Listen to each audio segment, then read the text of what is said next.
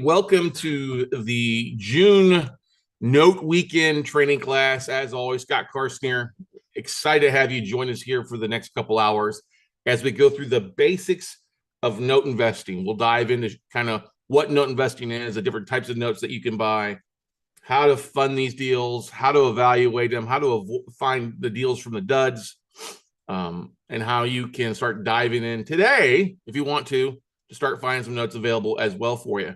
If you guys don't know me, my name is Scott Carson. I've been an active real estate investor for over 22 years now. And Austin, Texas is home, but I buy all across the country. There are a few states that I avoid that I'll get into later on. But I've been buying debt since 2007. And that's all that I've focused on primarily is buying non-performing notes since 2008, to be specific. Bought over 1,000 deals, but I am most proud of the fact that we have helped thousands of students close on thousands of deals and either add cash flow, add equity, add big checks to their bottom line. Because one of the great things about being in the note business, we call it the sexy side of real estate, because three things that I love right off the bat is first and foremost, you're much closer to the deal flow as we get banks and lenders and hedge funds and other note investors to send us deals on a weekly basis that we can cherry pick from. No direct mail marketing. Two, we're buying these at bigger discounts, not having to pay full retail, not overpaying off the MLS or anything like that. We're getting at bigger deals, 40, 50, 60 cents on the dollar, sometimes up to 70, but usually getting a substantial discount. And we're seeing deals 6 to 12 months ahead of most folks. And then finally, since you're buying at a bigger deal, you're getting more deal flow, you can be picky, and our ROIs are often through the roof. So if you're looking to make more money, avoid the competition, and do this from wherever you live, wherever you call home, and feel free to type in the chat room. Let me know what part of the country you're living in. I know we got some folks in God's waiting room down in sunny Florida, Miami, Orlando this morning join us. We got people probably going to be joining us from all across the country. But we're honored to have you guys here join us for the next roughly 3 to 4 hours as we go through the basics of how to get started as a note investor. I bought my first note back in 2007. Now I've structured a lot of owner finance notes and done simultaneous closings. We will not be diving into how to create a note. We will not be diving into owner financing deals today. My niche over the last really 15, 20 years has been buying non-performing notes, distressed debt from banks on residential and commercial properties direct. And that's what we'll focus on is the niche. Look, I think owner financing can be a great strategy, especially if you're got a troubled asset. If you're upside down or have issues, that can be a great thing. I do not like buying a silly, I mean, buying owner finance notes is fine, but I don't like to target that niche because it takes so much work to find deal flow.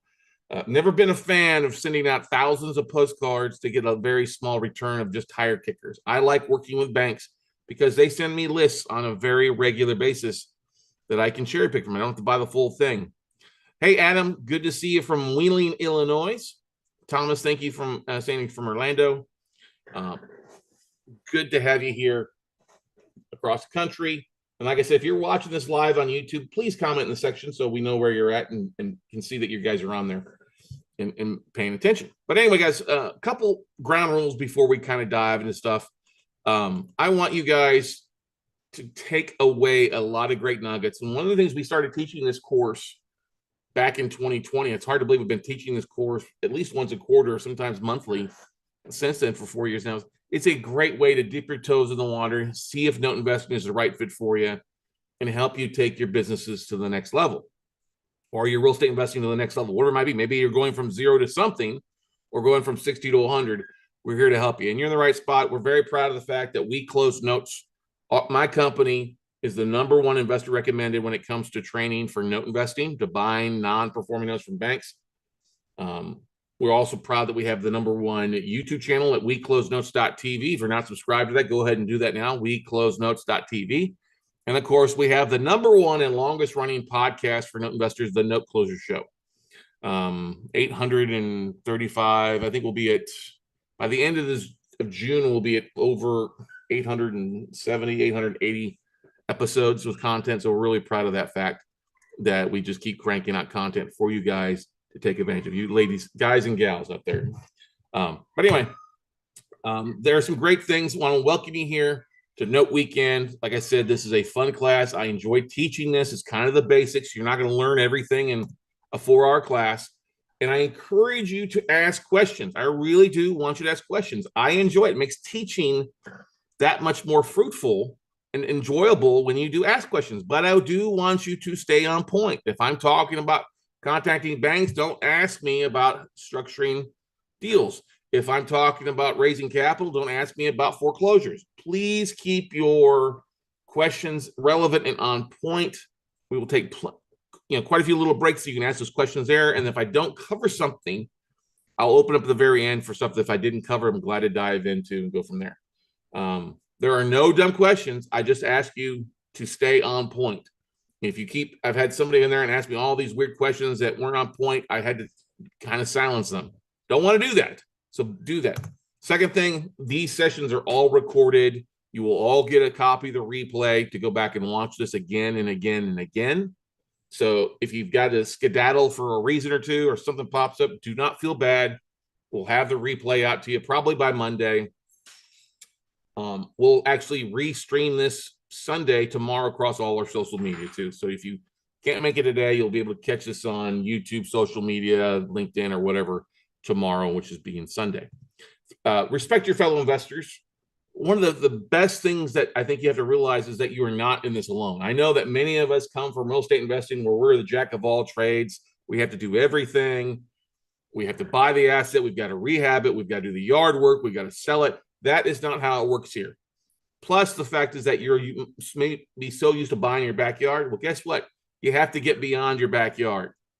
And depending on where you're at, it may be better for you to invest outside of your backyard than it does in your backyard.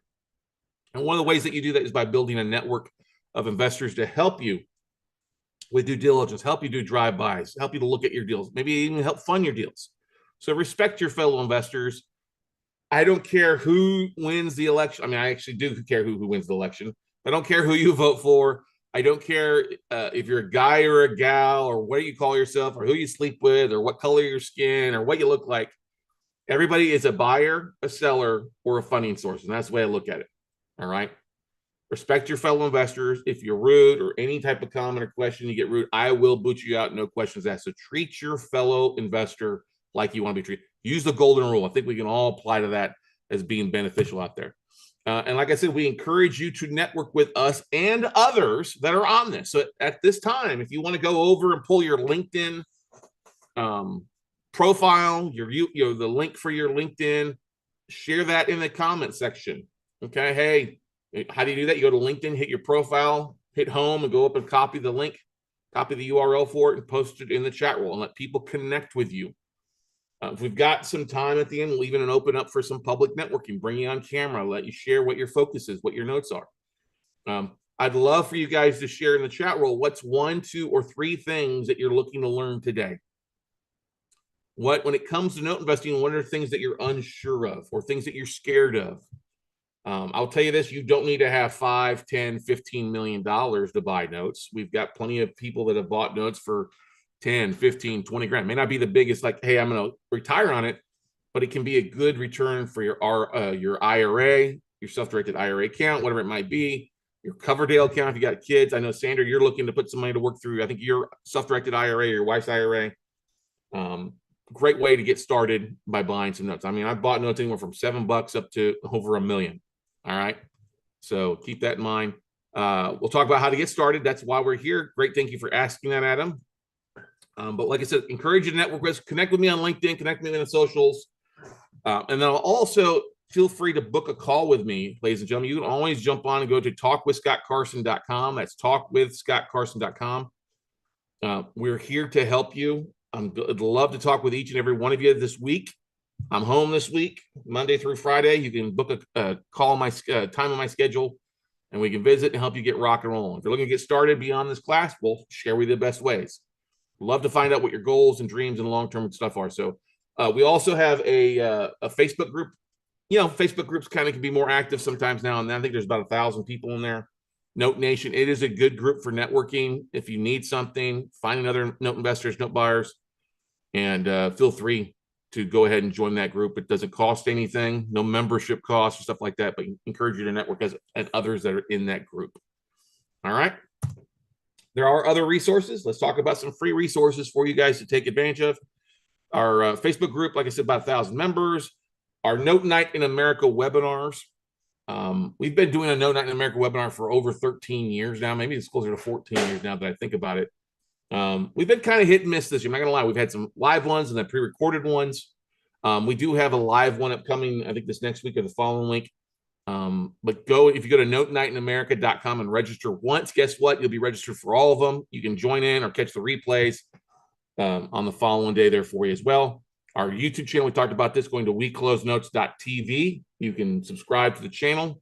Like I said, we have the #1 YouTube channel for note investing out there, far and above and beyond anybody else out there that's in the investment space. And like I said, there's my link to book a call with me at talkwithscottcarson.com.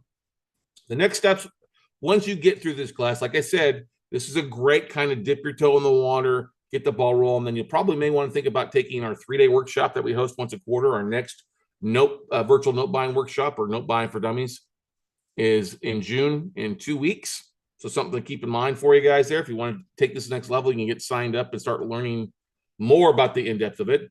We do have a monthly membership for $97 a month. That's probably the best bang for the buck in the note industry. We'll talk more about that later on. We will be hosting a note camp, a mid-year, doing it in August this year. Once we get through the June class, we'll start the marketing for that, and we're excited to bring that back. We didn't do one last year, but we will be doing it again this year. And then, of course, we do have one-on-one coaching if that's something that you want to dive into. But this is a great way to see if we're a fit, see if you like how I teach. If you like me, great. If you don't, hey, no biggie, no harm, no foul. We still part as friends, and you'll learn something to help you on your investing career. What I'd like for you to do right now, ladies and gentlemen, is type in the chat roll. Tell us about your experience. Hey, I've been a real estate investor for 20 years focused on rentals, or I'm brand new to investing, or I've been a private money lender and I'm looking to buy more for my portfolio, or I'm brand new, or I've been a wholesaler, whatever it might be. Tell us a little bit about yourself in the chat roll so I have a bit of an idea on your experience. Let's see, we've got some new folks that have joined us this morning. Hey, Barbara, good to see you. Hey, EW. Hey, Forrest, how's it going, buddy? Hey, Karen. Kevin, Parnell, good to see you. Oh, great. We got some new folks joining us this morning. Andre, I don't know if I mentioned you, but type that in the chat roll. Howdy, howdy, howdy. But let us know what your experience is. Like Forrest, you're a realtor. Hey, you might want to put in there, I'm a realtor in Central Texas. I know that you've structured some note deals for some of your clients, selling some acreage, which is great. But let everybody know a little bit more about your experience. Like I said, feel free to share your LinkedIn profile URL. That's, if you don't have a LinkedIn profile, you need to go get one. It's the 21st century, and Scotty's giving her all she's got to pull you in to the light of the new century, ladies and gentlemen. Many of you have to quit marketing like it's the dark ages or it's the 20th century. We're in the 21st century. You got to start embracing some of these things, ladies and gentlemen. And that's the one thing that you'll find.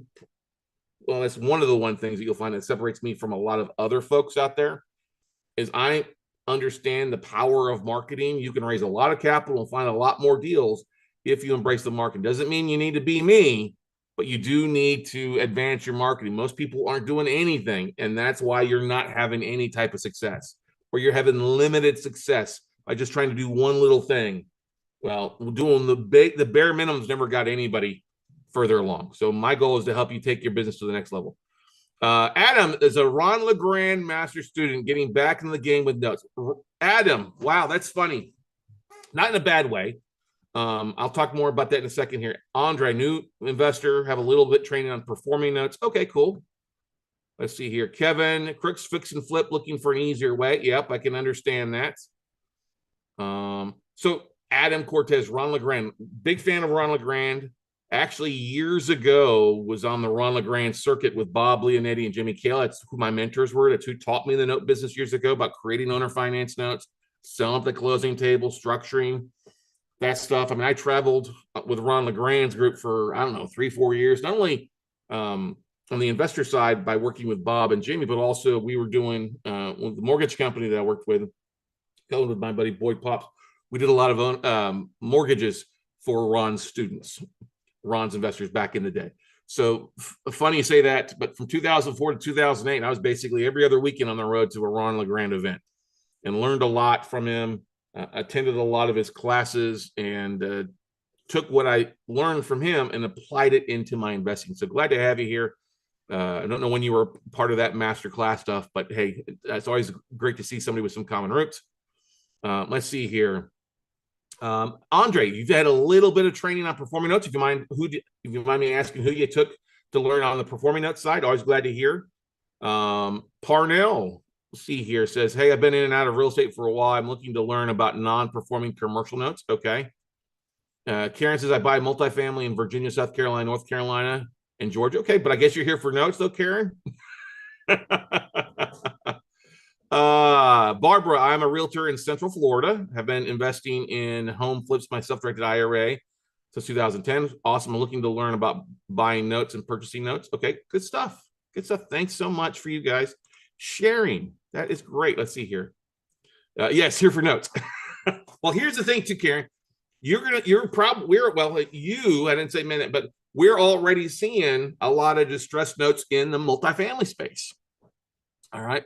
And we all know that a lot of people got in and bought a lot of multifamily apartments, and their whole goal was in 3 years to refinance out. Well, we know that refinance option is no longer around. It's gone the way of the dodo bird. So you're seeing really a lot of apartments that are getting foreclosed on. And we've been highlighting a few with some daily videos or little short deal videos talking about some assets.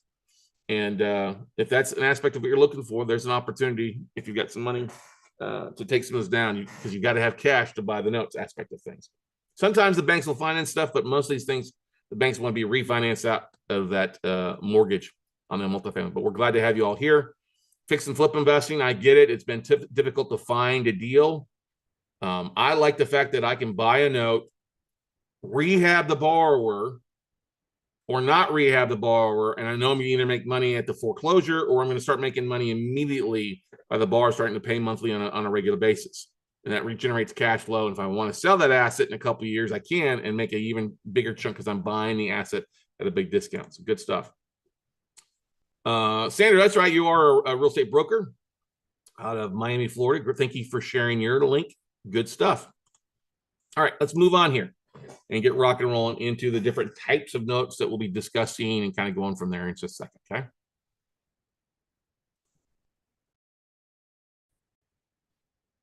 All right, note weekend, we're going to type about the different types of notes that you'll see, the different types of notes that I believe are worth your time to pursue. And with anything, it's all about what you focus on. Can we agree to that, ladies and gentlemen? It's all about what you market to, what you put your energy into it. I mean, if you're big in a multifamily and that's all you're doing is multifamily stuff, it's gonna be harder to find your notes. You got to spend some time on your business or other things to make things. Now, I don't want you to be a jack of all trades and a master of none. That's the one thing I dislike about real estate clubs, is they often focus on all these different types of deals, but there's no action to go out and do it. I mean, it's great to be educated. It's great to have a master's in real estate investing, but if you're not being focused and closing deals, it's really a waste of time and waste of energy. That's why we've niched down very long ago, found the value that the riches are in the niches, and picked this niche. But the different types of notes are different variables to some of these. The market has changed since I started, and we'll talk a little about that here. But the different types of notes that are available for you to buy is what we'll cover in this session. Now, notes fall into two categories. You have institutional and non-institutional debt. Now, what does that mean? Institutional means it's not institutionalized. No, basically it means it was originated by a bank, a lender, some sort of institution, okay? Non-institutional debt is owner finance stuff that's basically, like I'll give you an example, like if Forrest is working with a borrower selling the house and they create an owner finance to sell owner financing, that would be a non-institutional debt. If you're buying a contract for deed, that's a non-institutional debt, but it can be created by an entity, of course. We buy primarily institutional debt direct from banks, lenders. We do buy contract for deeds. They're not big here in Texas, but we do see them in other places. And occasionally we'll buy owner finance notes. Occasionally we'll do. The reason we've gone and focused on the institutional side is once you get into a source, it's much easier to get stuff sent to you on a regular basis that you can cherry pick from. Okay. That's not saying you can't find non-institutional debt makes sense. It's just it's a harder process to go that route to try to find just owner finance notes. I had a guy reach out to me, oh, I'm just targeting owner finance notes. I'm like, well, what's your success? Well, I've sent out 500 postcards. I've gotten 5 phone calls and nobody sold anything. So, well, how much does that cost you? Well, it cost me about $1 a letter. I'm like, okay, so about $500. He's like, yeah.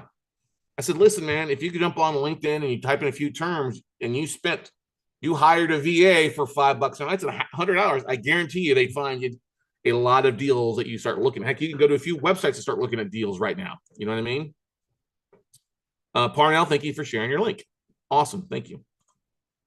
So institutional debt and non-institutional debt. Let's talk about some of the different things. Now, you have residential first liens that are performing. This falls in both categories. And by performing, that means the borrower is paying on time. Pretty simple, whether it's they've paid on time for 30 days or 30 years, whatever.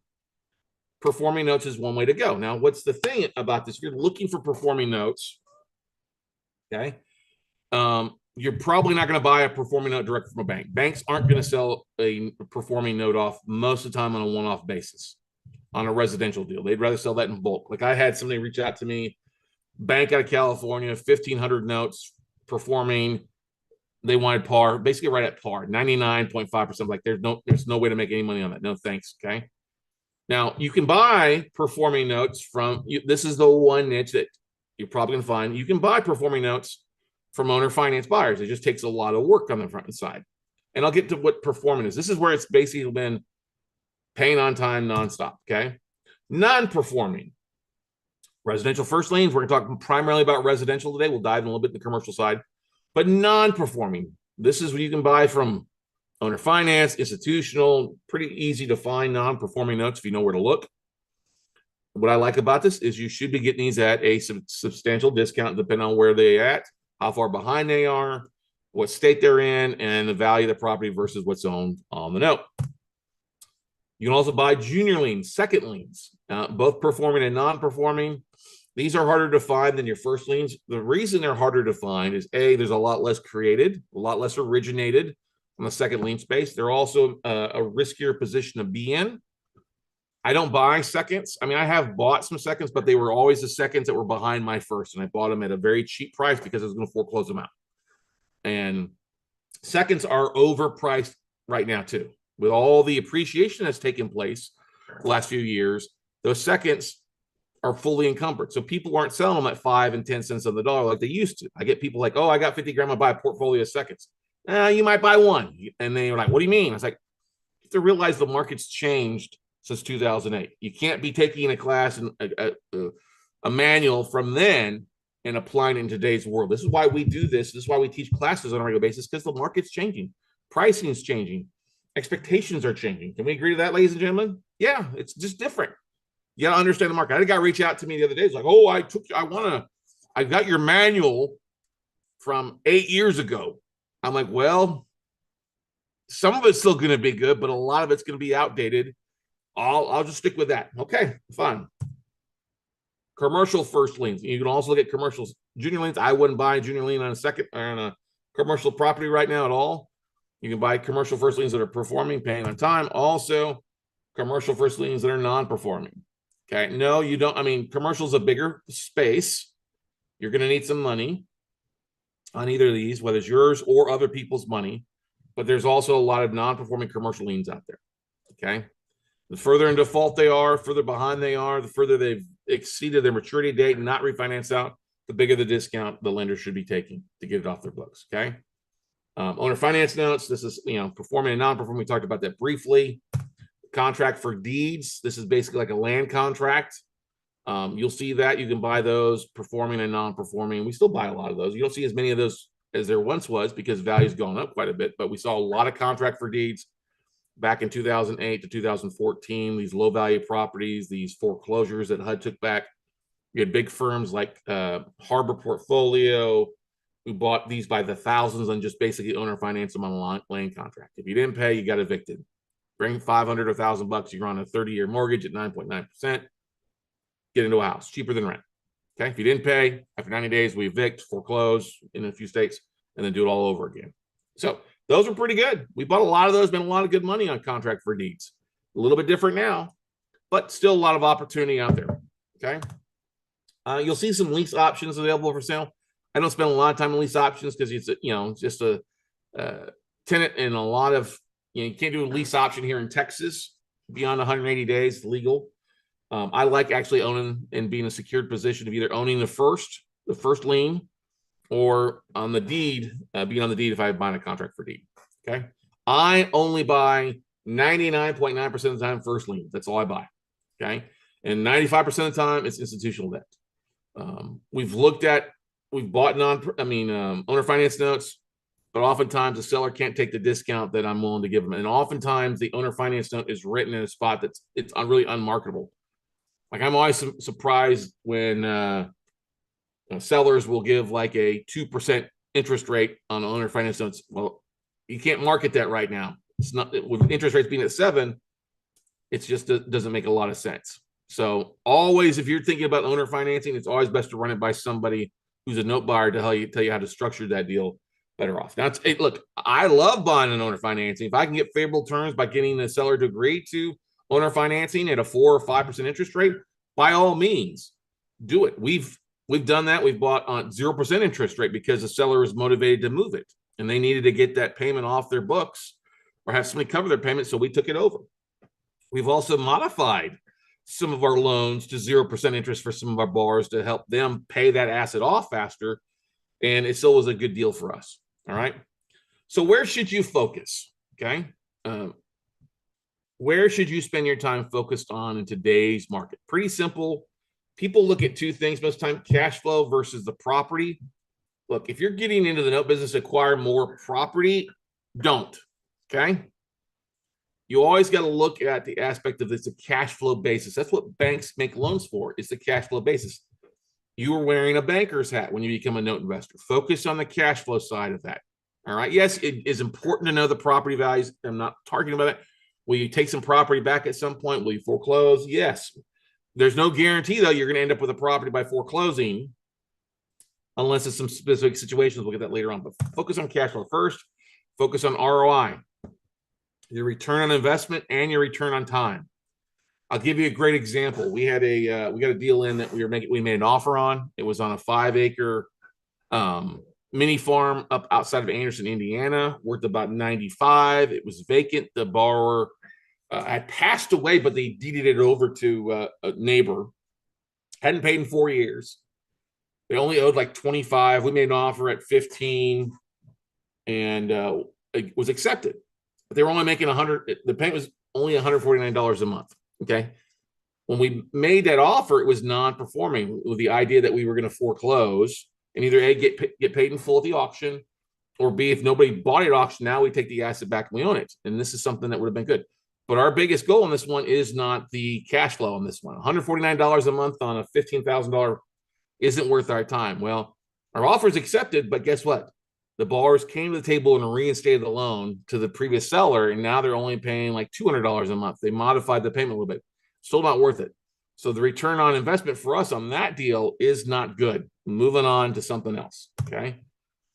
Inventory too. If you're looking for stuff in specific states that's not having a lot of inventory, it may not be worth your time. Like, I'll give you an example.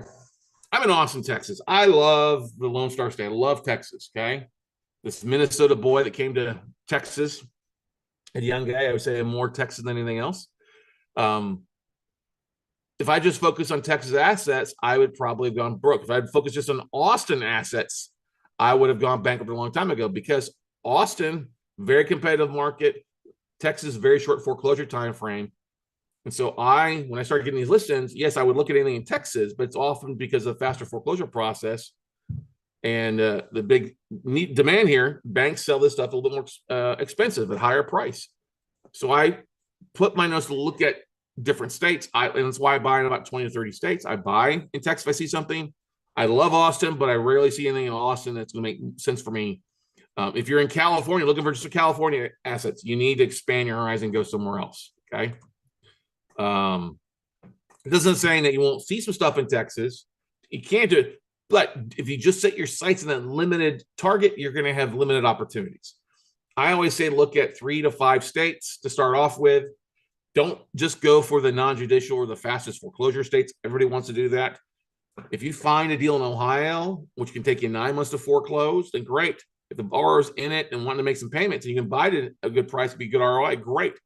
You have to set your mind up not to be like 90 days in and out of it. These are longer term deals of usually 12, 24, 36 months. Good yields. All right. Keep that in mind. If you're just trying to do quick fix and flip, this is not the business for you. Okay. I get phone calls all the time too, like, oh, I just want to buy apartment units that are 100 units or less. Well, so does everybody else. Okay. Apartments have been one of the most overpriced asset class for years. That's not saying you won't find it, but you're not going to get it at 10 cents on the dollar. All right. You're going to be expecting to come in at probably 60, 70 cents on the dollar. And if that makes sense, great. If it doesn't, then move on to something else. Plus, if you're buying like $1 million note in California, well, you could buy $20,000, $50,000 properties at other places and have your risk diversified, have a higher yield. There's a lot of things to customizing your business model with this, but these are important things to keep in mind. Okay. Pricing, we talked about this. Pricing will vary. I don't buy anything on the West Coast because they're just smoking crack out there. They still want like 90, 95 cents on the dollar for non-performing stuff. There has been some things, some bigger commercial buildings that have sold at bigger discounts, sizable discounts in LA recently, San Francisco stuff. I wouldn't buy in either one of those states. I don't buy California in the communist state of California. It takes forever to foreclose and it's not worth it. Better deals. I like to buy in landlord-friendly states, lender-friendly states. Okay. Time.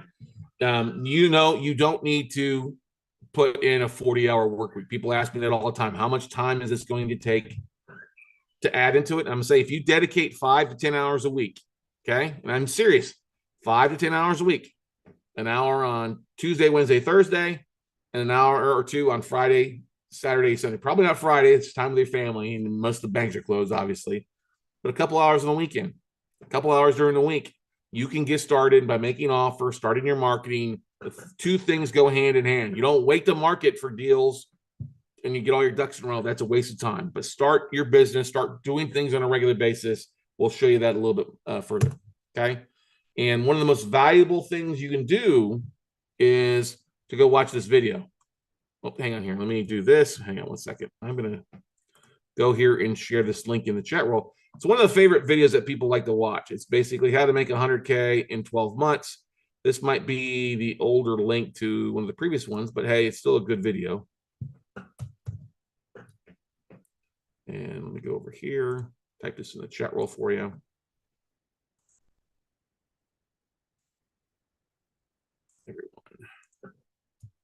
There we go. Go watch it. It's kind of our game plan for how we buy deals, our business model for building cash flow, for creating a 6-figure income in 12 to 24 months of passive income. All right. Not using your own money, not making $1 million purchases, but $50,000 assets, $100,000 assets, buying 1, 2 of those a month. You can do it and really set yourself up in the long run to say, hey, take this job and shove it or basically retire if you want to do that. But how to build a 6-figure cash flow business by going to that link.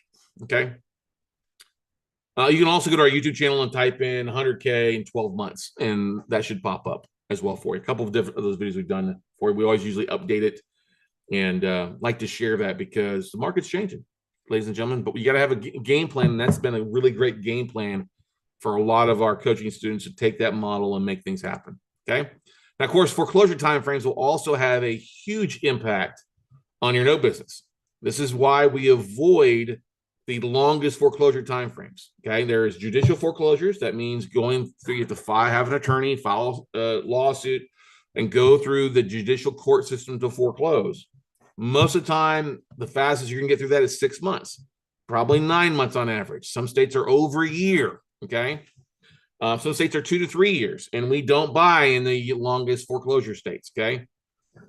It's going to basically cost you at least usually $3,500 to foreclose, if not up to 10. In Florida, it's about a 12 to 18 month process, depending on what's going on with that borrower. Okay. You can often get them in a little bit cheaper price point if it's in a longer foreclosure state. I don't buy in New York. It's a 3-year foreclosure process. I don't buy in New Jersey. That could be a 2-year foreclosure process, except for vacant properties. They've got a 6-month expedited foreclosure for vacant properties in New Jersey. It's not so bad. But those I don't buy in Puerto Rico. Takes you about 3 years to foreclose there as well. Yes, you can buy notes from Puerto Rico. You can also buy them from the U.S. Virgin Islands. We'll see them every once in a while. Pop-up takes a couple years to foreclose there. Okay, but there's still plenty of great notes to buy in other places. Now, I don't like Chicago. No offense to our friend from Illinois. Illinois is about a year-long process. Chicago, my gosh, is the most corrupt system out there. I call it Crook County. So avoid Crook County or Cook County, Illinois. Doesn't mean you can't buy something in Lake County, DuPage County, or other places around Illinois. You can. Still can take you about a year to foreclose. Ohio is about 9 months. I'm not going to go into a state-by-state basis. That's something for you guys to take a look at. Very easy to Google what's the foreclosure time frame in blank state. Okay. Non-judicial foreclosures. These are fast foreclosures where all you basically need to do is file a notice of default. In judicial states, it's called the lis pendens to file that foreclosure starting process or that the borrower is in default. Some states, like Texas here, you don't file a notice of default. It's just basically if they're late in more than 90 days, you start that foreclosure process, you can foreclose in 21 days, okay? Shorter time frame, 21 to usually about 120 days. They're less expensive, 1,000 to 2,000 to foreclose. A lot of states west of the Mississippi, but since it has a faster foreclosure time frame, you're going to pay a little bit more. Like Georgia and Texas, the two fastest. Georgia's 30 days, Texas is 21 days. You're often going to have to pay at 70, maybe 80% of the debt, depending on equity, because it is such a faster foreclosure state in today's world. Just is what it is. All right.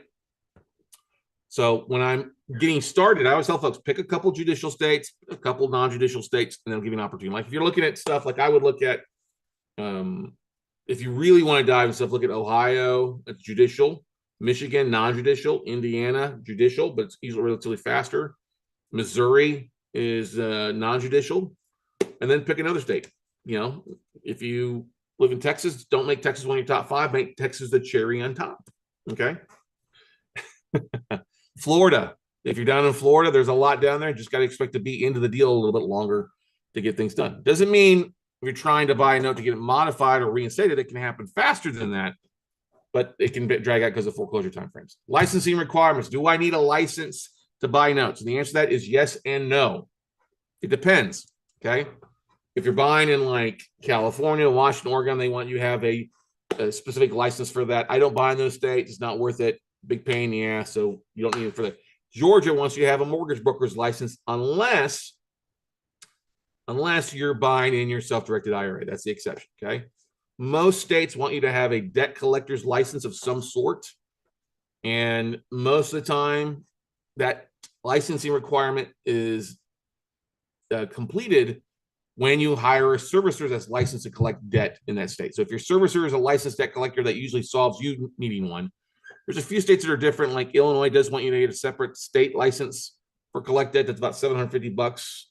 It's good for about 2 years. Won't stop you from buying. You got to get that going before you foreclose, though. Some other states have some other trickiness, like Louisville or Kentucky wants you to have a personal bond. If you're done in your personal name of $500,000, if you're an entity, it's $1 million bond. I don't buy there. There's only really 2 cities in Kentucky that interest me, Louisville and Lexington, but there's other, but you can actually buy real estate cheaper there instead of going through those license requirements. Massachusetts has a weird licensing requirement. I don't buy there. Let's see what else is any weird other license. Not really, but like I said, if your servicer is licensed to collect in that state, it usually solves it 75-80% of the time. Okay. Ohio, that's what the thing is. If you're going to buy junior liens, you got to have a separate license to buy junior liens. I don't buy in Ohio. Okay. Let's see. Oh yeah, Maryland does want you to have a specific different license. Not that big a deal. That won't stop you from buying. And we already talked about the Georgia requirements. Okay. Now this can change over time. Some states are trying to enact laws to make it a little bit more difficult to buy notes. Okay. So if you have a specific thing about a specific state, talk to your local legal team, talk to your local attorneys and stuff like that. So I'm assuming there's still a strategy to make good money paying a bit more for deals in these faster foreclosure states. Yes, of course, Parnell. if the numbers make sense.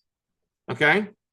So yes, it's all about velocity capital. So I'll give you an example. Like in Texas here, if I can foreclose in 21 days, well, and that means if there's equity above what I'm buying the note for, and I'm going to not sell at the auction, or if I do sell at auction and I make 10 grand on a $60,000 purchase price, 10 grand on 60 in less than 6 months, that's a pretty good yield. Can we agree to that? Yes.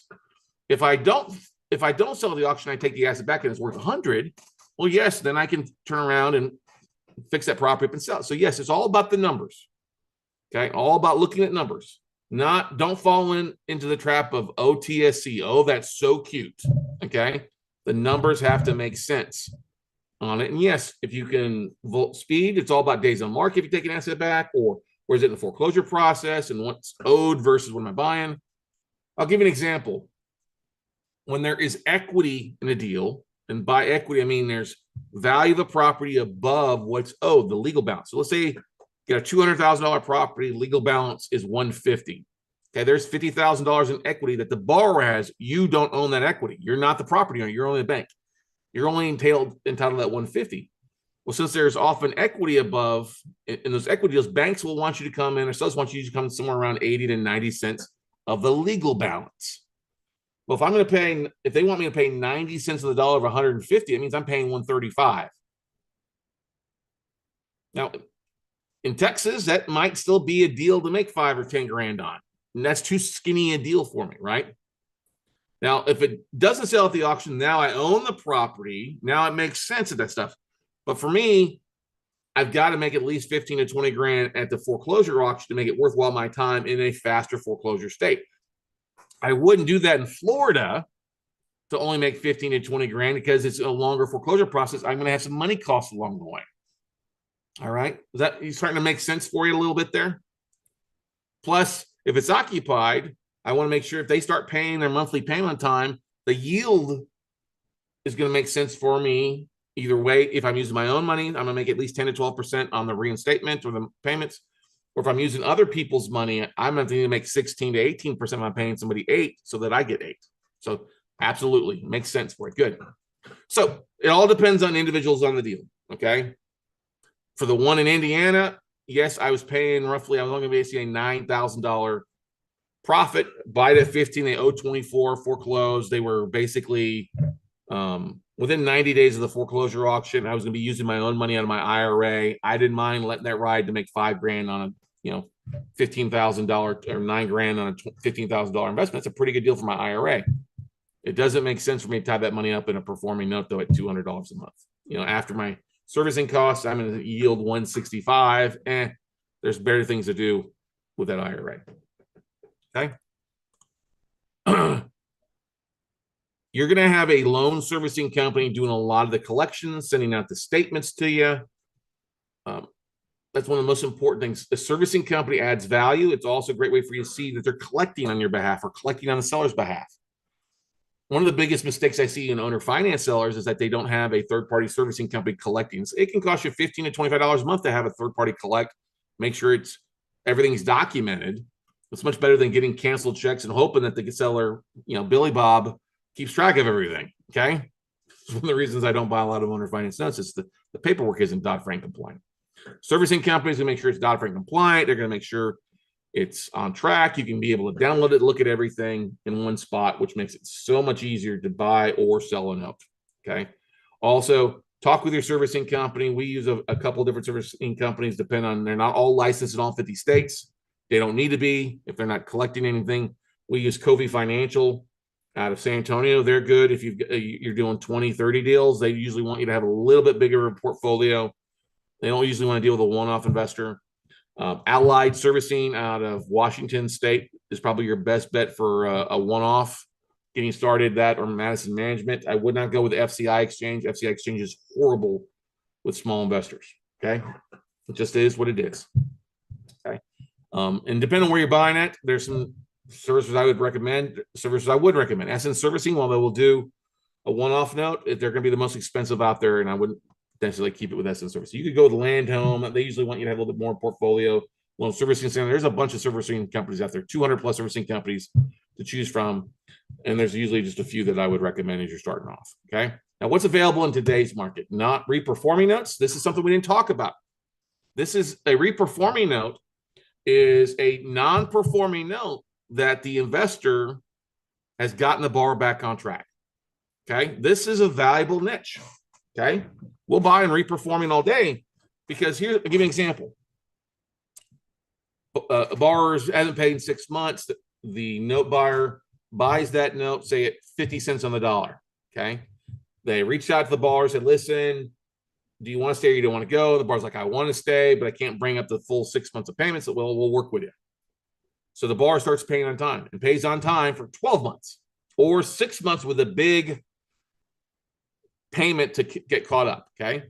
That's considered a reperforming out. Now that seller, if I'm that investor and I bought it at 50 and I got them back on track for at least 6 months with a big chunk, or they stayed on time for 12 months through a third-party servicer, I could turn around and sell that note at 80, 85, 90 cents on the dollar to Wall Street, sell it at 80, 85 to other investors. It's technically a performing note with a third-party servicer. That could be an 8 to 12% or more return to the new note buyer.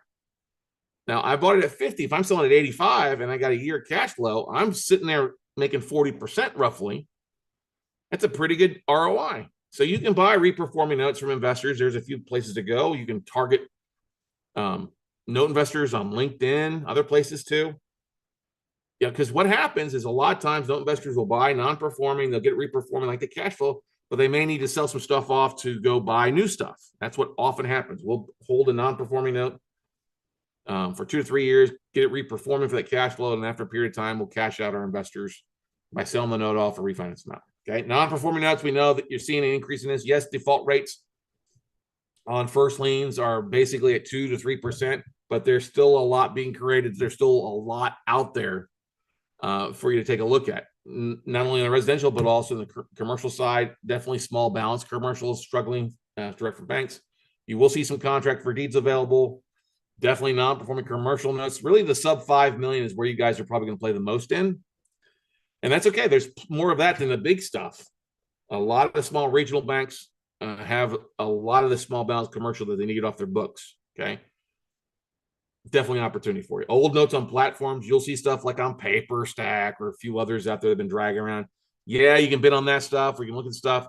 I choose not to buy that crap. I'd rather look at stuff that's fresh and go out and target sellers that I can get stuff sent to me that's fresh and so clean. New deal flow versus the old picked over shit. You can agree with that, right? And you can also look at newly originated owner finance notes. Some people will sell these. You got to make sure, with interest rates being where they're at, if somebody's got a low interest rate below 8%, you're going to take a discount. Now, you can also do partials. I'm not going to spend any time on partials. Partials, the most over exaggerated aspect in the business. Yes, can somebody buy 5 years of payments? Yes, they can. It doesn't happen that often. But you're not going to buy a partial payment from an institutional loan. Okay? Let's put it that way. You're going to only buy partial payments from an owner finance note for the most part. Okay? Still going to make some money on that, but I'd rather deal in where I get the biggest honey holes, which are non-performing from banks and institutions. Okay? You have to have, in this business, ladies and gentlemen, if you're coming from the fix and flip mindset, you got to take that hat off and put on your banker's cap. The banker's mindset is going to be different. And if you try to merge the two together, you're going to be overcomplicated, confused, and overpaying for assets. I'll give you an example. You're buying the note, not the property. You are buying the note, not the property. You're only entitled to technically what the note is until you go to foreclosure. If it doesn't sell, then you get the property back, or you get the borrower to deed the property over to you. Okay. Quit chasing equity. We as real estate investors coming from the fix and flip, we can buy this at a discount. There's all this equity. I'm going to have this equity when I buy the property. Yeah, that's when you buy the property. The equity technically belongs to the borrower unless they give up that up. Okay. You want to streamline your product's focus. You want to pick, like I'll give you an example. I like looking at 3-bedroom, 2 baths for the most part, around 1,500 square foot, built after 1980. I don't get into the weird equestrian farms. Yes, did I look at a 5-acre small farm in Anderson, Indiana? Yes, because I could get it at a price, and I'm looking for land for myself. Okay, that's the thing that I'm looking at. That's for me. That's different. But my basic stuff that I'm doing, I can look at all day long, like a 3-bedroom, 2-bath. I'll look at 2-2 condos. I'll look at 2-2s as well. Stuff that makes sense, usually in that $100,000 to $500,000 range for the most part. Okay, that's where I want my investments to be. I avoid the shiny objects, the squirrel syndromes. When you start looking at weird stuff outside of your buy box, it's going to take away your focus, and you're going to waste time. That doesn't make any sense for you. Okay, so if it's a unique property, I get somebody call me, oh, I got this unique property. I'm like, I'm not interested. Okay, just not interested. Yeah, Forrest, you still haven't sold the 26 acres east of the Austin MSA yet? Aren't they behind on their taxes still?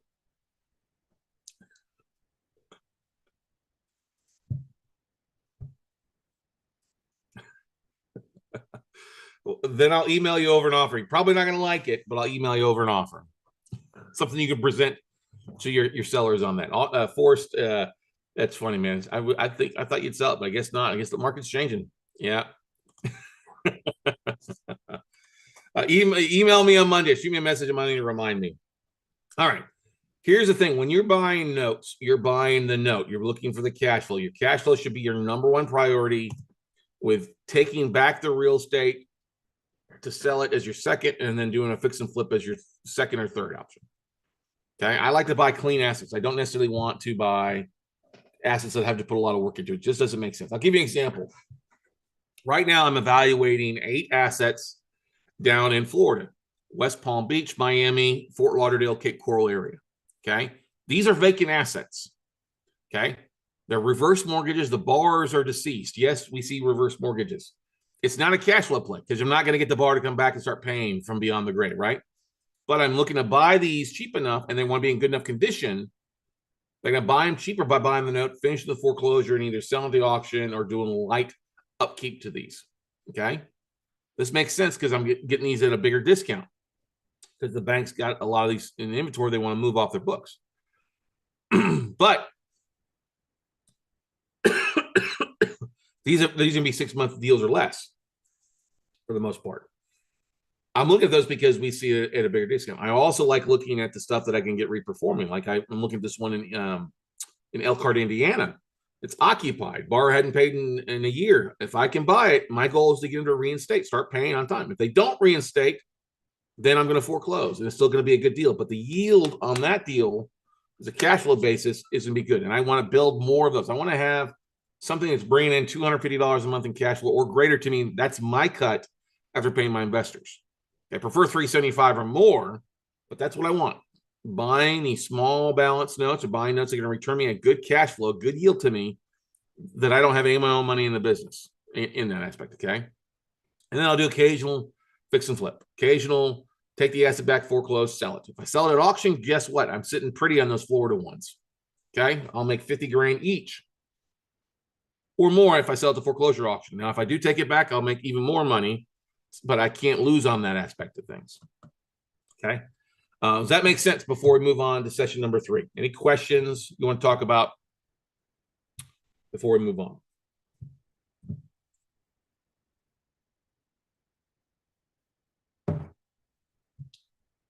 All right, let's move on. I know I covered a lot there. All right, the next session we're going to talk about is how to find note sellers. The number one video on my YouTube channel this month was how to find note sellers. So we'll talk a little bit more about that. Is that there are a lot of sellers out there. It's actually easier to find them than you would expect. Okay. Places to find note sellers, or people have notes for sale. You can actually go to banks. You need to talk to the right person. We'll get more on that later on. Lending institutions, mortgage bankers, servicing companies, note conferences and conventions, LinkedIn, private sellers. You can actually go to the county clerk or the county recorder's office and actually look for assignment of mortgages that are filed to find who had a note and who sold it. So you find 2 people. Foreclosure lists will tell you who the bank is that you can reach out to, and either or the attorney who's foreclosing. We did a whole finding deals webinar here at this link. Go check it out. bit.ly/finding note deals. Goes through a whole lot of great things out there. We've found deals from all these sources and then some. Okay. Now, when it comes to contacting banks or lending institutions, there's specific departments that you want to talk to. Now, you're not going to call customer service and talk to loan servicing. They're not going to know what the hell you're talking about. They're going to tell you, no, we don't sell their loans. Most of the servicing for banks and lenders is outsourced by a third party. They're just there to service the loan, not to help you with it. That's why if you're contacting banks, you need to contact these 4 departments. If you don't learn anything else from me this weekend, learn this one thing, okay? Large institutions, their departments are called the Special Assets Department. So if you want to go to LinkedIn, type in Special Assets Manager, okay? Smaller banks, some REITs and stuff like that, they have something called a Secondary Marketing Department. Not the marketing department, secondary marketing, okay? Secondary Marketing Manager is a job title to take a look at, okay? Whole Loan Sales Department. This is by REITs and insurance company. Look for whole loan traders, whole loan sales, okay? Even capital markets can often go by commercial stuff. Capital markets manager. Fourth one is the smaller banks, the smaller institutions, stuff like that, smaller regional banks. They'll have a chief credit risk officer or a secondary marketing or special assets. Just depends on the institution. These are the 4 names of departments at banks that you want to ask for. You can actually go to LinkedIn right now, type in special assets manager, secondary marketing manager, whole loan sales trader, chief credit risk officers. On LinkedIn, you'll find thousands and thousands and thousands of people that have that job title. And then what do? We send them a message. Hey, are you the right person that handles the note sales for ABC Bank or GMC, whatever it might be? I love to talk about if you've got anything on your books that you're looking to get rid of. Very simple. Other websites, you can go to laneguide.com. Not land guide, but laneguide.com. That's been around for years. Costs about $165 a year, maybe 180 now. I don't know. It kind of tracks who's bought who. It can often give you a lot of internal numbers and emails to asset managers at some of these banks. Bauer Financial. You've probably seen the saying that there's 65 to 85 banks that are technically upside down in their portfolio. They're pending closing. Bauer Financial is a place to find that information. Bauer Financial will take the quarterly reports that banks and credit unions have to submit in to the FDIC, and they'll basically, you can look at that stuff there. Or what I do is I contact Bauer Financial and they send me a report once a quarter with the star rankings, and then basically those quarterly reports finalized down to a spreadsheet. What percentage of their portfolio is in default, what's between 30 and 89 days late, what's the balance of the portfolio, what percentage of this stuff is, what percentage of their multifamily stuff is in default, who's got defaulted stuff. It's a great resource. About $300 to $400. It depends on what you pull. I only pull it for banks that have 5 or more branches. Anything below 5 branches are really too small. That's not saying they won't sell, but they're going to be very, very conservative on what they sell. They can't really take a big discount off of what they finance that property for. So the ones that have 5 or larger banks, they're the ones that are going to be, what would I say here? They're the ones that are going to have the most amount of opportunity for you and be a little bit more aggressive on their sales. The FDIC.gov, you can go there and check out any bank's quarterly report. They will also tell you what banks have gone out of business and any asset sales. In Texas, we have a very friendly state. You go to the Texas Savings and Mortgage Lending Department. You can actually go on there and ask for them to send you a list of all mortgage bankers doing business in Texas, or mortgage servicing companies that are doing business in Texas. That's a great place. They will send you a spreadsheet, names, phone numbers, and email addresses, especially in the mortgage bankers, mortgage servicing. They'll send it to you for your full mortgage company, anybody that's licensed in the state of Texas. But mortgage banker contacts, servicing contacts, that's a wealth of knowledge, a couple thousand emails right there for you to add to your database to start reaching out to, okay? And then there's other state licensing websites. Every state has a different department, kind of like California's Department of Real Estate. Illinois, I think it might be the Department of Insurance. It varies. Florida's, Department of Real Estate, stuff like that. If you reach out to these and ask for, I'd like a list of licensed mortgage bankers who are licensed to do business in Texas or Florida, wherever you're at. Mortgage bankers, not loan officers, but mortgage bankers, that can be a really good source to reach out to. And I like to take a list of contacts, put them in an email, and drip market to them on a regular basis, okay? Scotsman Guide can also be beneficial on the commercial side. It's not so easy on the residential side. The Scotsmanguide.com. It's Scotsman Guide with just 1 T, not 2 like my name. Free, been around for years. It used to become in this big magazine like ESPN, the magazine, once a month when I was a mortgage banker, mortgage broker. Now I just use them to kind of find some commercial portfolio sellers who are originating notes, holding for the portfolios, potential ways to buy their stuff off their books. Okay. You can also look at some platforms like paperstack.com is okay. Watermark Exchange really isn't around anymore, but occasionally Val will throw some stuff up on there. Essence Servicing doesn't have a platform, but you can register as a note buyer there, and they'll send you lists out. About once a month, they'll ask you to who's your coach, note coach. David Polio is the trader there. Deb Expert's kind of a newer platform. They'll have some stuff occasionally. Fixed Notes will have some stuff that's usually really crappy second and third liens, not really worth wasting your time on. On the commercial side, 10x or auction.com is the same platform. They'll have notes available for sale or auctions they're going through. Mission Capital is a bigger company with bigger portfolios. No Trader Exchange, I've never bought anything from them, but they'll say they'll have stuff available. And then DebtX is a big exchange that's going to require you to register for like a $500 to $1,000. Okay. Platforms are okay. I will use primarily PaperStack to get a list of sellers because they'll list who the seller is, and I'll contact the seller directly because they usually only have like one or two notes on that platform. But I know that if they've got one or two, they probably got a bigger portfolio behind them. Okay. In essence, we'll send stuff out pretty regularly on a weekly to monthly basis. But that's a great place to get started. Those are great places to start looking at stuff, start practicing your due diligence, evaluating them.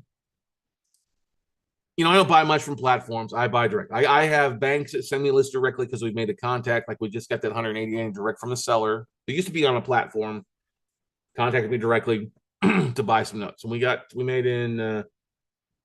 made 10 offers. We got 8 accepted, and we know we're already going to kill a few of them already just because things have changed since we made our offer. But that's okay. That's a process. You have to expect to have only about a 10% closing ratio. Okay, so if you make 100 offers, that means you're probably going to get 10, 40, 50 accepted, and then you'll probably close on 10 of them because you'll kill the others off in due diligence, values, paperwork, other things that just don't make sense for you. Okay? Questions? Comments? Concerns?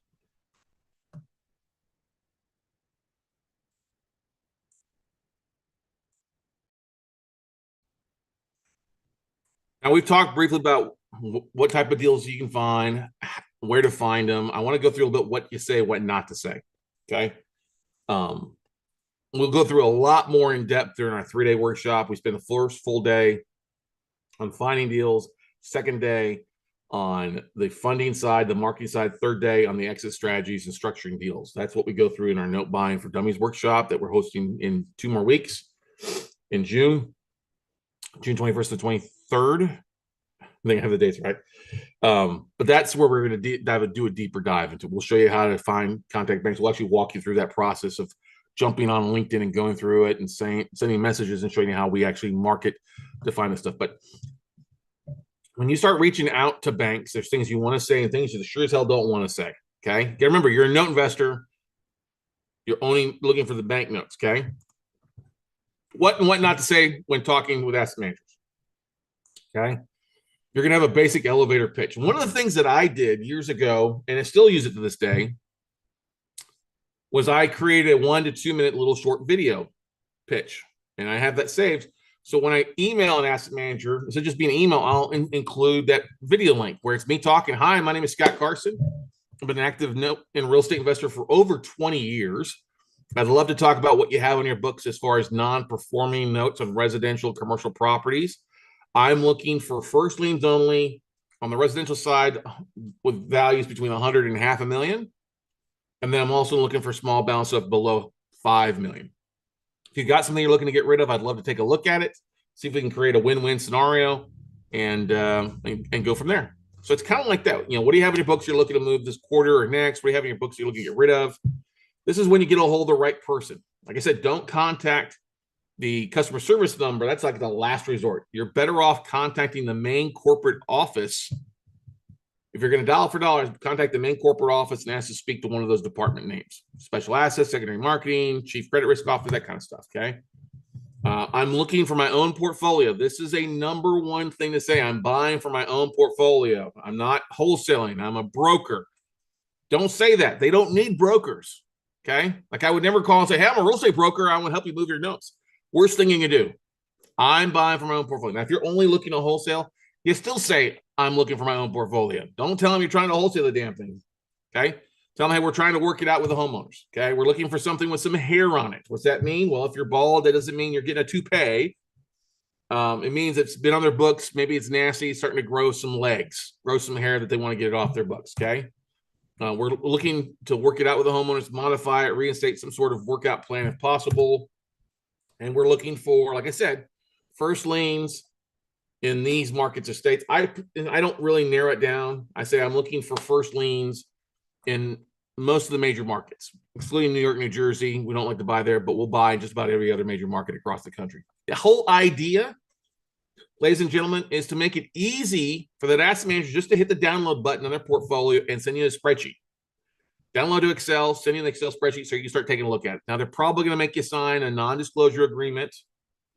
Okay, and send it. Now, here's the thing. If you start marketing, you start getting people that say, hey, I've got notes available for sale, and they say, come to you and say, hey, I need you to sign an NDA. That's normal. Non-disclosure agreement's normal. But they want you to sign an LOI, a letter of intent. You don't even know what the hell they have. Or if they want you to provide a proof of funds, you haven't even looked at what they have. When you hear that, it screams to me joker broker. Okay. Also, if they send you a spreadsheet and it's sanitized, and what sanitized means is they've removed the borrower's names or the addresses. They just give you city states. They don't give you the actual street address. That's a waste of time. I can't deal with sanitized lists. Just doesn't make sense. Okay. You can't bid off of a zip code. Okay. So don't waste your time. When they send you a sanitized, like, listen, I can't bid off of this. I'm not going to waste my time on this. Send me the actual list. If you get, and the great thing when you get an Excel spreadsheet, you can often go into the info or the details of who created that spreadsheet and see if it's a freshly created spreadsheet or who the actual created spreadsheet was. It matches up with who the person is. Okay. These are things you do not want to say. Hey, I have 20 million a month to buy. No, you don't. If you did, you would be on the phone talking. Okay. Don't say that. I'm looking for notes and REOs. Yes, you may be individually looking for both, but do not say this when contacting the banks, because they're going to put you into the REO department. And guess what? That's just a voicemail box. Call the listing agent. Okay. That's what it comes down to. Just call the listing agent. No, I'm looking for notes for my own portfolio. Okay. Now, here's the thing. You don't have to say, if they ask you how much you're looking to buy, say, you say, I got $1 million. Got about $1 million in private capital. That's very true. Everybody can raise $1 million in 90 days. If you follow what we teach, you can definitely do it. We have people who raise 3, 4, 5 million in the first 6 months. They got plenty of money to go buy deals for. Okay. But you're looking for notes. Okay. Just that's all you say. Do not say, I'm looking for notes and REOs. Okay. I'm looking to broker or wholesale. That will get you hung up on and they won't deal with you. I represent a buyer. I'm a buyer's rep. No, don't say that's so cheesy. Somebody taught that a few years back, and I literally wanted to tell him, you are stupid. When I get somebody calls me, I'm like, you don't have anything. Okay. I'm looking for anything. Nope, you're not. You're being specific. I buy everything. No, you don't. If you buy everything, it means you're a broker. First lien, non-performing, first liens that are either non-performing or reperforming, $500,000 or less. Now, in the higher valued markets, I'll go a little bit higher, obviously, but that first time home buyer market is really going to have the biggest bang for the buck. And small balance commercial, $5 million or less, we'll take a look at that. Anything over $5 million, for the most part, is getting gobbled up by Wall Street in a lot of cases. Okay. Or will be. And then last, I'm looking for anything in this one zip code or the city. Oh, I'm just buying in Austin. Don't do this. Go do something else. Okay. It's different if you're like, oh, I just want Miami. Well, that's, just here's the thing. Say, I'm buying in most of the major markets. Get the spreadsheet to you. If all you're going to buy is Austin, then look at the spreadsheet then. But don't shoot yourself in the foot. At least get the list sent to you, and that at least gives you an opportunity to maybe wholesale, or heck, give me a phone call, and let's look at the list together. Maybe I'll buy some. Maybe I'll know somebody that'll buy that we can help you make some money brokering that deal. No, you're not telling the bank you're brokering, but we can help you out in that. Okay. All right. The best times, there's 2 ways you're contacting these estimators. LinkedIn, you can do it anytime. Okay. LinkedIn, if you're working another 9 to 5, another job, when I got started, I would basically contact bank asset managers via LinkedIn. I would do it, do it while I'm sitting on the couch watching football. Heck, you'd be doing it while you're doing it now. Okay. If you're going to email asset managers or bankers, there's specific times you want to send an email to, and other times you don't want to send an email to. Okay. Best times to email, and this is actually across the board if you're a marketer, is Tuesday, Wednesday, Thursday. Okay. Don't send an email on Monday. It's going to get buried because they're so busy. Sure as hell don't send an email on Friday. Okay. It's going to get married and they're not going to really look at it until probably Monday afternoon or Tuesday. It'll be way buried down. So don't do that. Okay. I'll rarely send an email out on Friday afternoon. I'll do it to my warm market, like my investors database, no invest stuff, but I got to get it out before 3:00. Okay. You want your email to go out preferably between 10 and 3 their time. Okay. Wednesdays at Wednesdays at 1:00 seem to be the best time if you're sending email out. The reason I like to send Tuesday is I'll follow up with a email on Thursday. Okay. And I'll talk about that in just a second. When you send your first email blast to asset managers, you'll see a 10 to 20% open rate the first time. This is talk about like if you download the list from the Texas Mortgage Bank or the Lane Guide, you're going to see about a 10 to 20% open rate the first time. When you send a second email, it's about a 5 to 8% open rate. And the third time you send the email, you get about an additional 1 to 4%. Now, do I send the same email? Yes. But here's what I do. Let's say I have 5,000 names, 5,000 asset managers. I send it to them on Tuesday at 10 a.m. 2 days go by. Thursday, I log in my email. Who opened the email? Great. They get classified into a hot list. Those that didn't open the email. So if I got 20% open rate, that means I had 1,000 open. That means I have 4,000 people that didn't open. They get sent the same email Thursday afternoon. So I get about, say, a 5% open rate on the 4,000. That's an additional 200 people that opened the same, that opened the second email, they didn't open the first one. They're tagged in my hot list. Okay. That leaves me with 3,800 that I send the third email to Tuesday afternoon. And I might get 38, might get 50, I might get a 1 to 4% open rate somewhere around that on that third email blast. But guess what? Between those, what do I have? I have about a 30% open rate, 25 to 30% of my list that I can target who have opened my emails. That's a good starting point. The rest, everybody basically goes back in to my email. Hey, what do you have this month that you're looking to get rid of? Okay. But the ones that open, I'll follow up with a separate email. Hey, saw that you opened my email. Just wanted to touch base with you. Have anything that can we, can I jump on a call with you? See what you might have. Are you the right person? If you're not the right person, who do I need to talk to? That's the aspect of it. So it's somebody doesn't open any of my emails, they're still going to get my emails. I've got people that I've emailed for, I don't know, 15 years now, every month. And what happens is you'll get out of office emails too, where they're out of the office, and they'll often say, hey, if you need to reach somebody, contact this person, this person. That's one of the most valuable things that you can look at your out of office thing, because they'll often tell you somebody to reach out to and add that person or pick up the phone and call that person in. Also, bounced emails, emails that don't go through.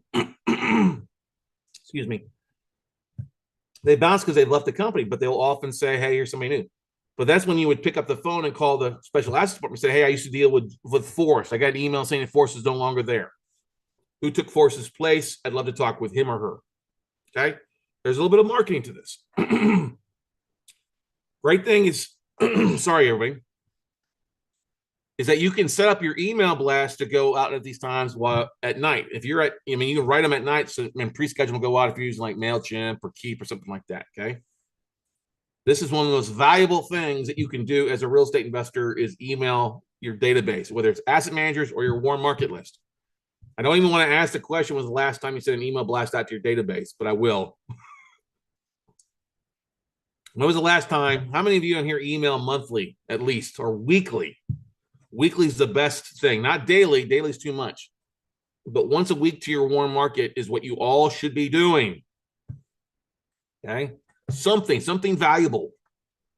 Hey, here's a deal that I'm working on. Or, hey, here's a article I thought you might find interesting. You got to share stuff with your audience. Otherwise, they're going to be getting their information from somebody else. Okay. Once a week. Okay. Once a week. And I'll talk about that a little bit later on. We get into the raising capital side, why it's important once a week. Same thing. Asset managers, you don't need to do weekly, but it would be good every 2 weeks. As we get into the summer, people start taking a little bit of vacations. That's okay once a month. But with the market heating up and more defaults, I would start bumping it up to once every 2 weeks. Same thing. The ones that have opened your email, that's your hot list. Maybe those go to once a month. Hey, just wanted to see what you have. But those are also the ones that have opened your email. Those are the ones that you want to reach out to and start contacting them directly and individually. Okay. Now, if you can't make phone calls to asset managers, I get you. Then what I would do is I would go over to LinkedIn and start finding these people on LinkedIn and messaging them directly. Okay. If you can, pick up the phone and call a few. Tuesday, Wednesday, Thursday, same time, between 10 and noon their time and 2 and 5 their time. A little bit later in the day, because they're often be working on stuff. I don't usually call them on Friday. I will call them on Thursday evening sometimes if I get a call block, because they're off in the office at the end of the quarter trying to put their reports together. Don't call them on Monday. Okay. End of the month, end of the quarter, they're often working. You can often get some good folks to respond back to that they've got stuff available. Okay. And expect to leave a lot of messages. If you call and get a voice message, don't hang up, leave a message. Your message can be very similar. Speak very clearly, slowly, and repeat your phone number twice. Hi, my name is Scott Carson. Hey, Forrest, I believe you're the asset manager at ABC Bank in charge of your note sales. I would love to talk with you. I've been a note buyer for over 20 years, buying for my own investment portfolio. Just wanted to see what you have in your books. I know that you've got some default stuff based on what you file, what your company filed with the FDIC. I'd love to see if there's a way that I could take a look at that list and then maybe make some offers. I can be reached back directly at 512-585-3810. Once again, 512-585-3810. And my email is scott@weclosenotes.com. All right. Now, if you're going to leave an email address, make sure it's easy to heck to understand. Okay. Don't say, oh, my email is TigerLily05 or big car or whatever. You know what I mean? Don't make it appropriate. Make it simple. Don't make it a long, drawn out thing where people can make errors. WeCloseNotes.com. Pretty easy to understand. Okay. ForrestHyde.com, one Scott Carson at gmail.com. That's still somewhat appropriate. A Gmail, if it's your personalized, people can understand that. It's, that is, but don't leave it where it's all these numbers and stuff like that. Make it simple, make it easy for people to respond to you. Yeah, no TigerLily05 at gmail.com or Forrest Hyde XXX at hotmail.com.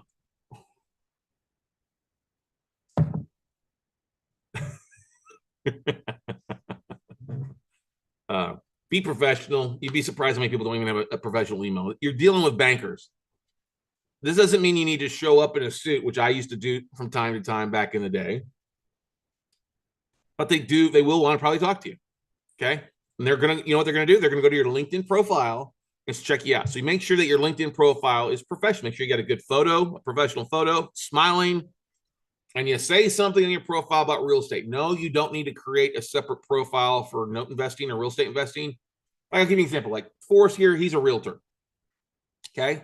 What I would do though is make sure, and I haven't looked, so as I say, make sure I'm a investor / realtor. Say something in your profile that you've been an active real estate investor for 5-10 years, focused on notes and distressed real estate. Something, I even put that in your title. And the fact that you're buying for your own portfolio is important. Okay. That's the important thing is you can actually go and see who's checking out your profile on LinkedIn. It's great.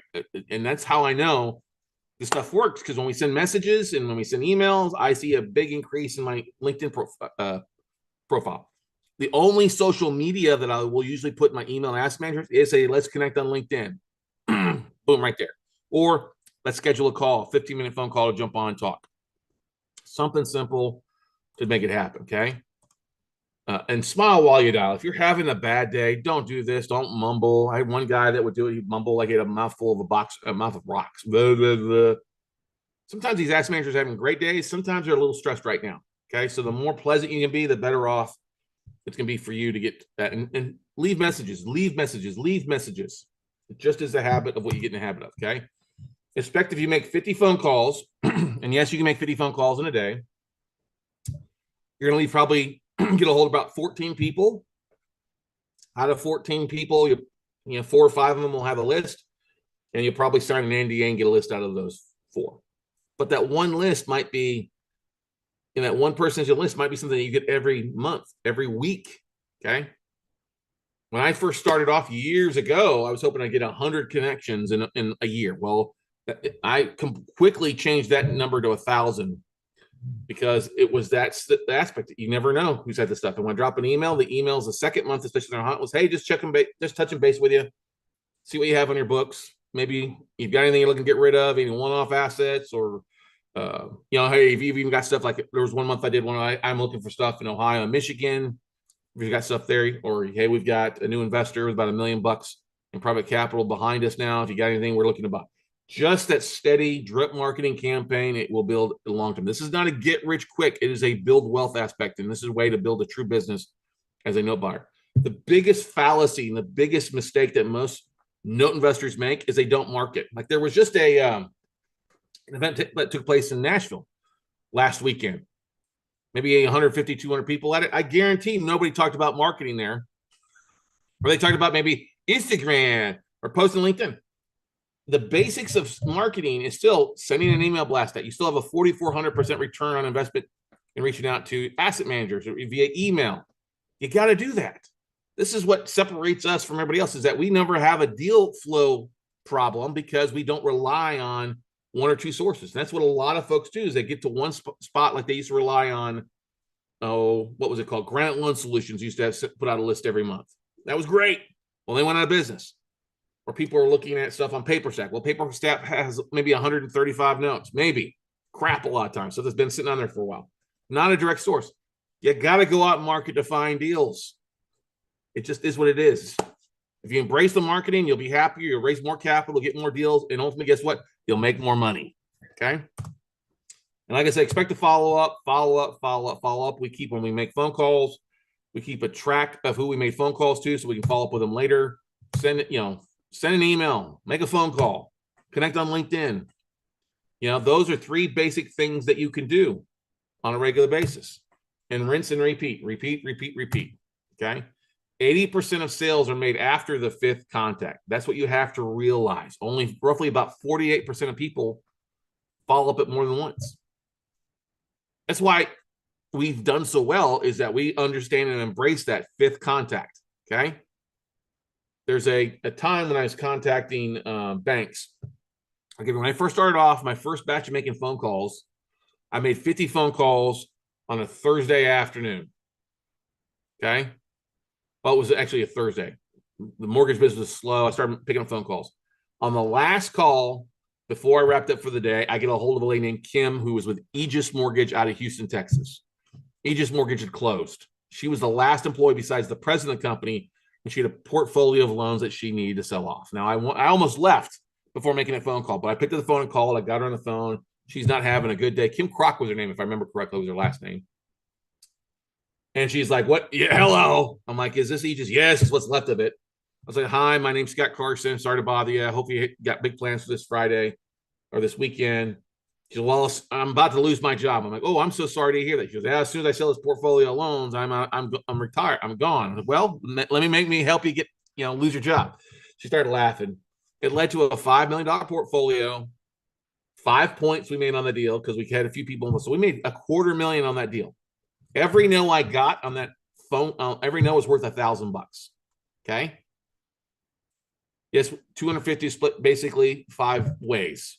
Took me 5 people to make it happen, but 50 grand for 50 calls was a pretty good week's worth. Can we agree to that? Hell yeah. Another resource, I knew Capital One had some notes available for sale, or their previous commercial lending, Greenpoint Mortgage. So I started dialing for dollars. I was actually looking at a strip mall here in Austin, Texas, that the note got sold and the listing was canceled. And I was like, okay, so I know they got notes for sale, right? So I started dialing for dollars. It took me, I'm not joking, 3 weeks and 70 phone calls to just, I can tell you how many times I got bounced around, okay, till I find the right department, okay? Finally get this lady, Amy, on the phone. She's like, yep, I'm the right person to talk to. I'm like, awesome. She sent me her list of non-performing small balance commercial, anything under $1 million in the United States. It was 33 pages in 6-point font. I had stuff in all 50 states. It was very, very small. Some had a lot. That was $1 million relationship. Okay. Made $1 million off that relationship. The first note I bought off that list, I flipped for 35 grand. So every 70, remember 70 phone calls divided by 35 grand profit, every hang up was worth $500 to me. That's how I gamify it. Now, it's become, that's relationship, every no I got was worth a whole lot more because we ended up buying a 12-unit apartment complex note deal, bought a 20, flipped a 20, looked at a 70 unit in Miami that we ended up flipping for a wholesale fee. Made 100 grand on a wholesale fee on a 16-unit apartment complex in LA, Los Angeles, and some other stuff. Okay. This is what I'm trying to get at, ladies and gentlemen. This is how to build a sea of referrals for you. Because a lot of these asset managers, they don't have a list. Okay. You got to follow up with them for them to remind it, send you a list. Some do, and they just send it to you on a regular basis. Hey, I've got this list, or they're on your buyer's list. I mean, I've been getting stuff from Quicken Loans for years that I can take a look at their residential stuff. And sometimes it doesn't make sense. Some of the pricing they don't want makes sense. Sometimes it does. It just varies. The whole idea is that if you've heard of, residual income, residual deal flow, it makes it so much easier. That's why I can work from home or work wherever the hell I'm at, Orlando, middle of the freaking Mediterranean. Okay. I can set up my email blast to go out. I get lists in. I can work on those lists. And that's the beautiful thing. I don't have to leave home unless I want to. Okay. And then those that you talk to, make a separate hot list that I talk to them once a month, or I send them an individual email, not through my CRM. Hey, just touching base this month. Keep track of it because it goes a long way in helping you systemize your marketing. And follow-up is so key in this business, okay?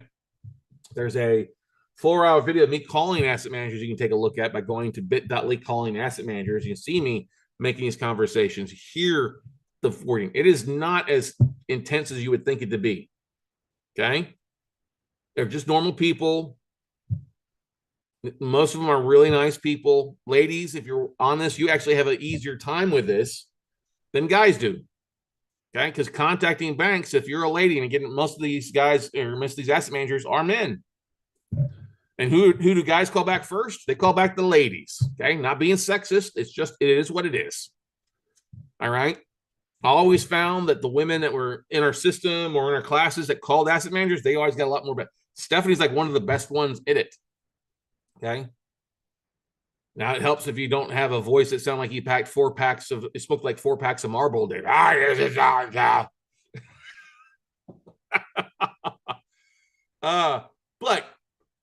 if you've got a thick accent, hire a VA to do it. There's English speaking VAs that can do that, reach out for if you want to, but that's still follow up. Okay. One of the things that are the next step people often will take after going through this 1-day class is our note buying for dummies class. Like I said, our next one is January 21st to the 23rd. We spend a full day on Friday just showing you how to find. Once we go through in-depth scripts, we give you more scripts. We show you exactly the video that we use. We show you what we say on LinkedIn to automate it. There's a great tool or two that you can use to automate the connections. Saturday is all about the funding of deals, raising capital from IRA investors, showing you how to structure those deals, how to find them, what to market to them, what to say, what not to say. And Sunday is all about the flip, the exit strategies. There's 10 different ways to make money in notes. We go through that. We show you structures, and we even start breaking down full tapes for you to take a look at, make offers on. So if you go to notebuyingfordummies.com, just HTTP, semicolon, but you don't have to put an S in there. Actually goes faster if it's just notebuyingfordummies.com without the S. And then use the code weekend. It'll when it signs up, it's usually $9.97. If you use the code weekend, it'll cut that price in half for you. If you're a little bit more crunched and don't want to spend $500 in a class, you can sign up for a monthly membership. That's just $97 a month. That gives you access to the replays of our workshops, replays of our classes. We upload lists. We do weekly coaching calls. It's really a great bang for the buck. If you go to noteumbrella.com, you can get signed up for a monthly membership at $97 a month. All that we ask is we do a lot of stuff with our membership. There's a lot of great benefits, classes, stuff like that, is that you hang around for 6 months. If you're just going to sign up for $97 and cancel after a month, we're going to charge you the other $400 of what you take to take the class. Just is what it is. Okay. If you're around for 6 months, $97 a month. You're like, after 6 months, cancel anytime. Okay. That's noteumbrella.com to get signed up for our monthly membership. All right. Let's do this, ladies and gentlemen. Actually, we're going to go through this next session, and then we're going to take a quick 15-minute break for you for your midday break for you. All right. Any questions before we dive into the markets and pricing of notes?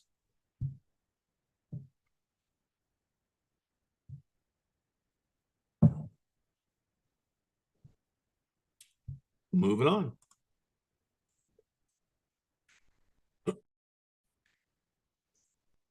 All right, everybody.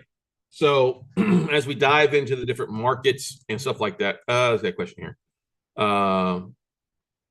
Parnell, he asked me, would you please post the links to the videos mentioned? You should have gotten an email with a link with a manual, and those links are in that manual that you should have received. Okay. If not, I'll re-email them out with the replays, but those are where they're at. They should have gotten there for you to actually be able to use. Okay. All right. Moving on. Let's go in here. Session 5, markets and pricing. Market expectations. Look, we've talked a little bit earlier about how markets can vary based on foreclosure timeframes and stuff like that. You know, it'll vary on the popularity of a market. Like Austin is much more popular. Austin, Texas versus Austin, Minnesota. Miami, Florida is much more popular than Miami, Ohio. Okay. Market values will change, you know, same thing.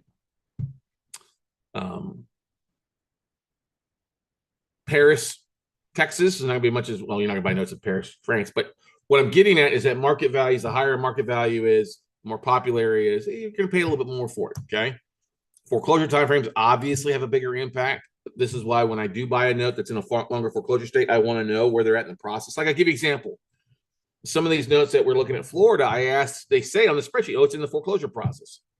Well, when the bank sends me the list of the due diligence, they say they just started the first legal. That changes the price point on these tremendously because I'm not going to pay 80 cents on the dollar and have to hold it for a year. I want something that's a little bit closer. I'm going to pay 80 cents. I want it to be a relatively foreclosure. It's almost wrapped up, right? Population. When you're starting off, you probably want to stay in higher cities. You know, populations of 50K or more for the most part. Why? So that there's plenty of buyers, plenty of rehabbers, plenty of vendors, realtors, people that are looking to buy in that area. I wouldn't necessarily go buy in a small market. Now, like I'll give you an example. I grew up down in South Texas. Okay, Corpus Christi. There's about 300,000 people at. Across the bay from Corpus is a place called Ingleside with 10,000 people. I would buy in Ingleside because I know that area. Aransas Pass is about 5,000 people. I would buy in that area because I know that area. Okay. I wouldn't necessarily buy in that area if you're brand new and you live across in Florida. Okay. Especially if it's something that you're going to end up foreclosing and probably have to rehab. Definitely want to be doing rehabs across the country as your first deals. I'm doing some rehabs in other parts of the country because I've got teams and people I like and trust, and we've done enough up that neck of the woods. Okay. Avoid rural assets unless it's something like, I'll give you an example, like if you're looking to buy, like we were looking at this 5 acres outside of Anderson. It's a rural area, but I would be comfortable with that. You know, we were looking at another note that was in like rural Florida, 30 acres attached to it. Okay. I was interested in that. Had a house, single family home. I was like, oh, we could buy that, rehab it up. And we like Florida. Okay. Take a little while to foreclose, but it'd still be something popular. Okay. You have carnal knowledge of areas, stick with that carnal knowledge. If you don't have carnal knowledge in the area, guess what? Jump on a Southwest Airlines flight and go out and find out if you want to. But stick to the major markets. You're going to be happier to begin with. It'll be easier for you. Biggest mistake I've seen new note investors make is they buy a deal because it's a deal. They think it's a deal, and it's out in the podunk bill, and they can't get it foreclosed. They can't get the seller served. Nobody wants to buy it. They end up losing money. Don't do a deal to just do a deal. Do a deal to make money. There's plenty of deals out there, and true deals, not duds. Okay. And the inventory. Like I said, I don't just focus on Austin, Texas, because the amount of distressed notes here is smaller compared to a lot of other places out there. Now, what's hot is the most expensive note markets. I talked about California, Arizona, Texas, Nevada, Georgia. Those are the hottest markets. You can throw in anything on the West Coast for the most part. Is just, and by hot, overpriced. Okay. Way overpriced in those neck of the woods. What's not the least favorite markets, New York, New Jersey, okay, Kentucky, Chicago, or primarily Cook County, Chirac. Assets that have low values under 30,000, not necessarily the greatest things to spend on. or deals that have a ton of equity above the legal balance. And the seller wants you to pay 80, 90 cents. That's not exciting. Okay. Only time that makes sense is if the numbers make sense. Most of the time, somebody wants you to pay 90, 95 cents a dollar. Just doesn't make any sense, even if there is equity. You're not getting the equity unless you foreclose and it doesn't sell at the auction. You can't guarantee you that. Okay. Where's the most inventory now? Ohio, Michigan, Indiana, still the same. Those three states often have more than anything else. Illinois, Missouri, Florida, the Carolinas, South and North Carolina's got quite a bit of stuff. Florida's got a bunch of stuff. And then you're seeing small balance stuff. And that's all going to vary by asset class and what's going on with that specific bank in those areas. Let's see, the Carolinas means both South and North Carolina. Okay. I would also throw in, there was another one that I just thought of. Oh, Georgia's starting to see more inventory in Georgia. Okay. The pricing models on that. There's basically a couple ways to price this stuff. Okay. Non-performing notes where there's negative equity. What does that mean? It means there's no equity. It means the borrower owes more than the property is worth. We do something tentatively called the stair step. Now, here's the thing. You're always going to ask the seller when they send you a tape, what's the pricing? What do you want for this stuff? Do you have any price expectations? Do you have any reserve pricing you're looking for? What are you looking for in this stuff? Highest and best. Okay.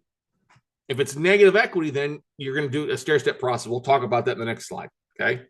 If there is equity, non-performing with equity, they're going to want roughly 80 to 95% of the unpaid balance or payoff if their legal balance is way above the UPB and well below what the legal balance is. Okay. So if there's equity, they probably want you to come to around 80 to 95%. You got to look at what that 20% of legal balance, whatever it is, that a profit, is that worth your time to take it down? Now, if I'm paying 80 cents on the dollar for a non-performing note that's vacant, that I'm going to foreclose on, does that make sense? It may not make sense if it's occupied, if they want to restate the loan. It just varies on how you calculate that stuff. Okay. Contract for deeds, if it's non-performing, you're going to pay 30 to 60% of lesser UPB or fair market value. That number is kind of, if it's got equity, they want you to probably start pricing it like a regular note. Junior liens, I just don't even waste my time on, way overpriced. Commercial, that's going to vary by cap rates, asset classes, stuff like that. Here's the thing that's going on with commercial, ladies and gentlemen. With interest rates going up, cash flows being down, most banks are going to sell, borrowers and asking them to bring, 15, 20% cash because the asset value class has dropped. When you got cash flows that go down, the value drops down. Okay. So I've seen commercial notes sell at 10 cents on the dollar now, depending on the asset class. 50 cents on the dollar, 75. It just varies on an asset by asset basis based on cash flow. You're going to submit your bid most of the time as a percentage of UPB or value, whatever that number is, but you're also going to take a look at taxes owed. One of the most important things, whatever your offer is, say my offer is going to be at 100 grand, but there's 6 grand in back taxes, so my offer is really 94. Okay. Now, if there's a ton of equity above it, they may not want you to take the taxes off. You figure you pay that off there. It all depends on where it's at. And once we look at more deals specifically, that's going to give you the bigger and best look at it. Now, if there's less than $1,000 owed in back taxes, don't worry about it. Okay. Let me give you an example. Let's say borrower owes 500, house is only worth 400. There's 50 grand in back taxes. Well, if I'm going to pay, if it's 400,000 is basically the true value of the asset, then say 60 cents on the dollar, that would be 240. There's 50 grand in back taxes, and then I would take the 50 off that, make it 190 would be my offering. Okay. Flip it around. Say it's worth 500, but they only owe 400. Well, 80 cents on the dollar, 400 is 320. Okay. Minus 50 cents would be 270, but they're probably going to want to push back on that taxes owed and want you to come closer at the 320. Does it make sense on that? Yeah, maybe it makes sense to sell it at, that I can make 70, 80 grand. If they won't deduct the taxes, though, I'm only making 30 grand for the most part. It just doesn't make any sense. With negative equity, this is the stair step model we talk about. Any assets that are below 30,000, you're going to offer like 25 cents on the dollar. Okay. This is the fair market value here. If it's at 30 to 39, 35% of fair market value. If it's in the 40s, 45% roughly, give or take. If it's 50 to 59, roughly 55%. And if it's 60 K plus, they're going to want you probably coming in at 66. Now, this is if you're cherry picking the best asset, or they're only doing like a one-off. Okay. You would take this whatever 65% fair market value minus taxes. Remember, this is negative equity. They owe more than the property's worth. So as investors, you can only look at the value of the property at that point. Remember, they owe more. So if you do foreclose, the borrower's not going to get anything. Okay. You would deduct this down. You may make it from 65 to 60 if it's a longer foreclosure market, and they're only beginning. All right. Now, if they're in a short foreclosure, or foreclosures due in like 60 days or less, you might have to go to 70. So it's just the guide. It's not a rule. Some people get all bent out of shape. Stair-step pricing is the wrong way to do it. If seller tells you, you got to protect your ass, okay? I'm not paying 90 cents on the dollar for a $30,000 asset. Okay, I'm not going to pay 27 for a 30. It leaves me no room to make any money in a foreclosure, or if something goes wrong in the deal. So that's why you protect it. Okay, it's always funny when you get people that have bought maybe a handful of notes that don't do this on a big time basis. If you're buying the cherry of the cherry, yeah, stair step doesn't work because you're buying one off note in the best asset. You have to pay a premium for that. When you buy in bulk, okay, there's a lot of good singles and doubles when it comes to deals. Not trying to hit a home run every time. All right. So that's the negative equity, or as we call that, the stair step price. Okay.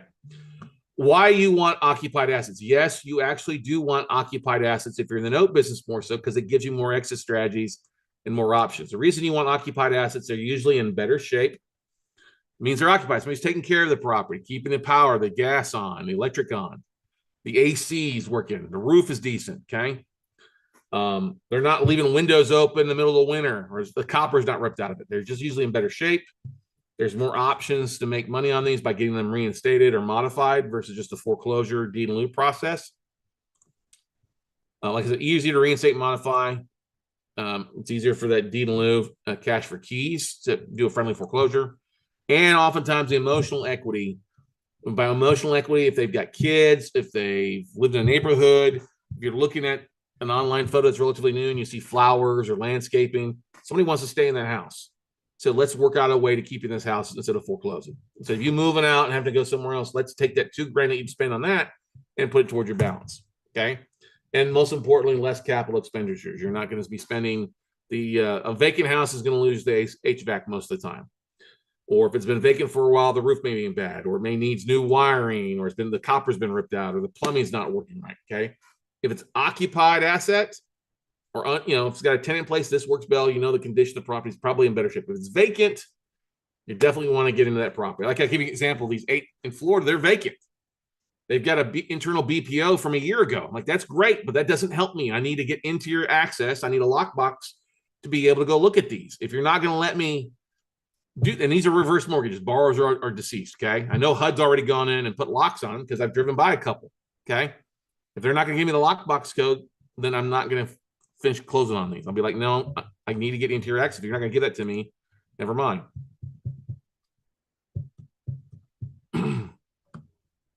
Let's see here. If you go to 100K, and here's the link. Please keep your questions relevant to what we're talking about. There's plenty of breaks to ask other questions there for you. But anyway, thanks for joining from YouTube, Ive. Appreciate it.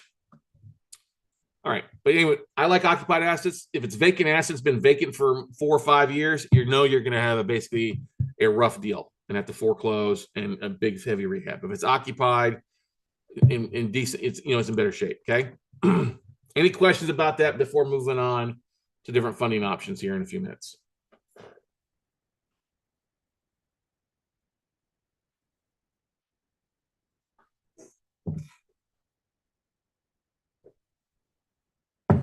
Let's move on.